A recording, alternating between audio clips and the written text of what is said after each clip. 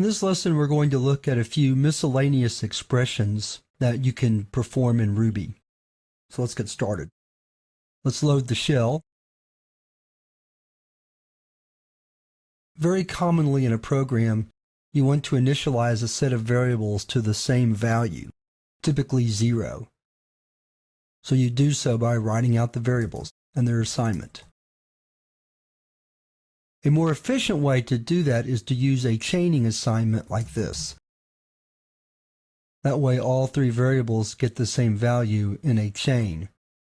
C is assigned 0, B is assigned C's value, and A is assigned B's value. And if we go back and look, all three have the same value, which is 0.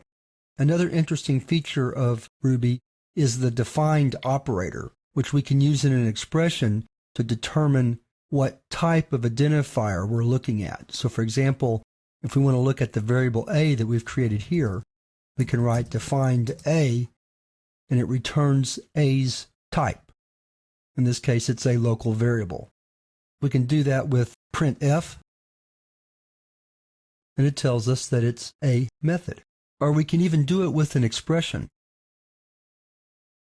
And it tells us that D equals 1 is an assignment statement, or an assignment expression. So define can be used when you want to look at either a variable, an expression, or just in general an identifier to determine if that identifier already has some sort of value or meaning in your program.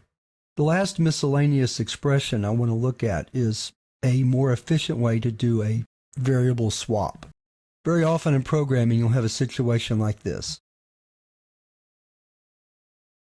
You have variables that hold values and you want to swap those values. For example, if you're doing some sort of sorting, and let's say we're going to sort in descending order, we want A to have the higher value and B to have the lower value.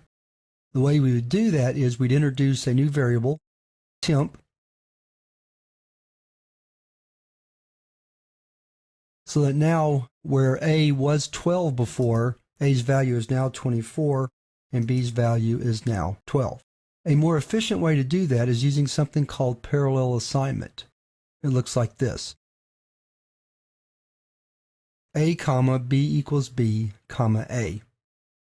So what you essentially have is A comma B is assigned the values of B comma A.